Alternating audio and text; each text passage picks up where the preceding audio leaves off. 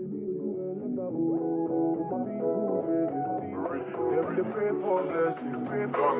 better living, are you feeling good tonight? This thing got me thanking God for life.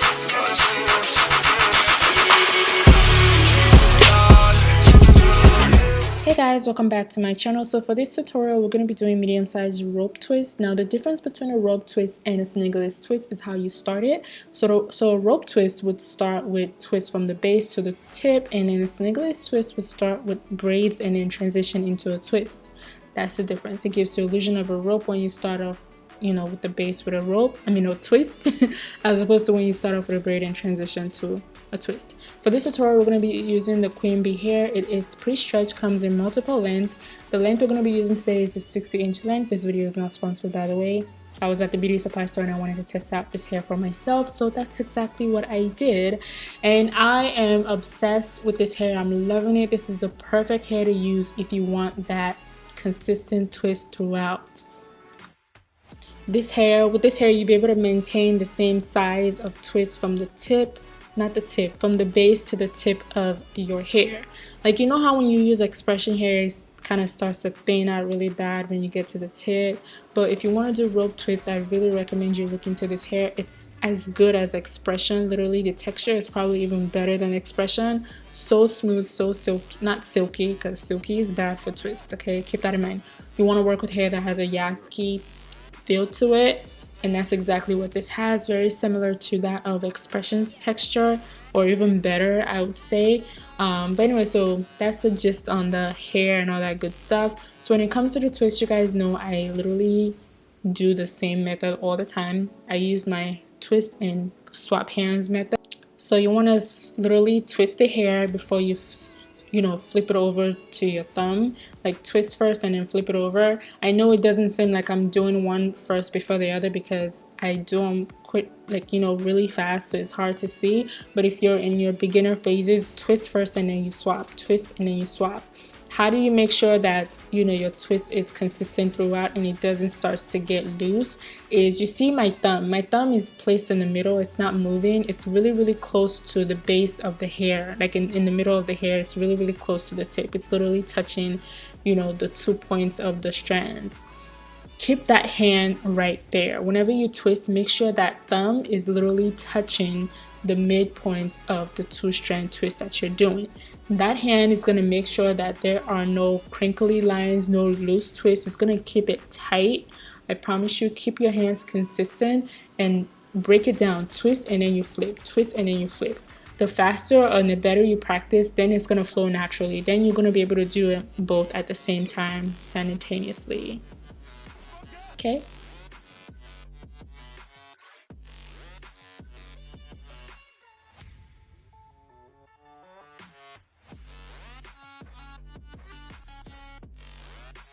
So before you place the hair, you want to make sure that the hair is split into two to prepare it for the 2-strand twist. Twist the braiding hair before you place it on her hair to begin twisting. And then when you twist to the right, make sure that when you flip your other hand, you're also twisting that second hand to the right as well. So you're twisting them both to the same direction. So you see the other part of the twist is also being twisted to the right. And then you're going to swap hands again. Make sure that you're still twisting while you swap hands. You twist before you swap hands. Now, when you don't twist before you swap hands, that's when your hair tends to get loose. Your twist doesn't become as strong as it needs to. So twist before you swap hands and keep it consistent throughout till you get to the tip. Okay?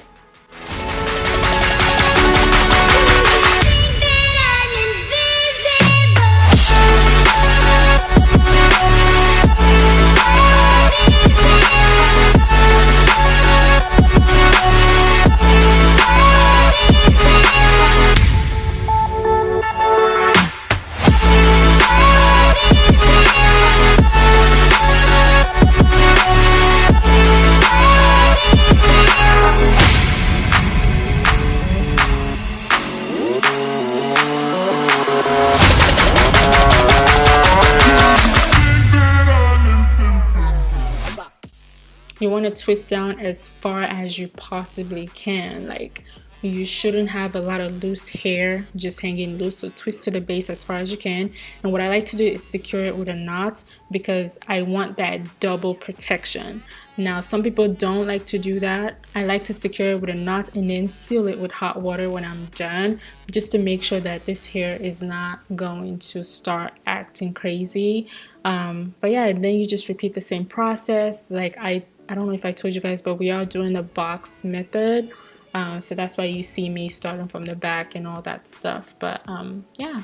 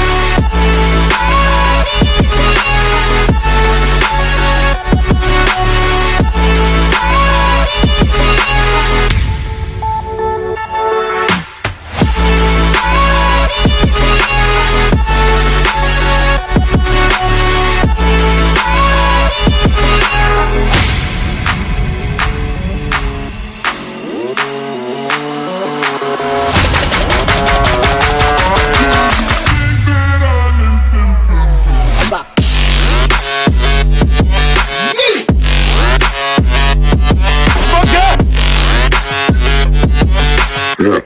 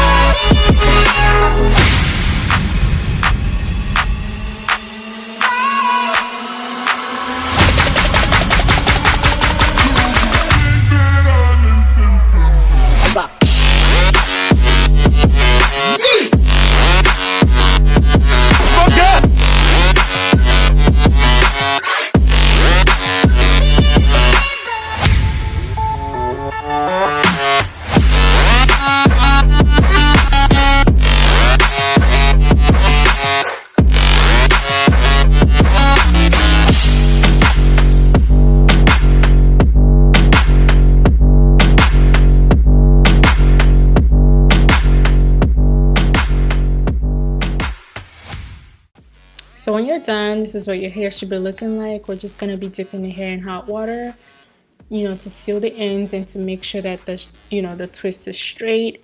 If your twist is kind of crinkly, hot water does help to straighten it out a little bit and make it not so stiff. So utilize that. So this is what the hair is looking like. You want to give it some time so that way that jam product that we used on her hair dries out a little bit at the base.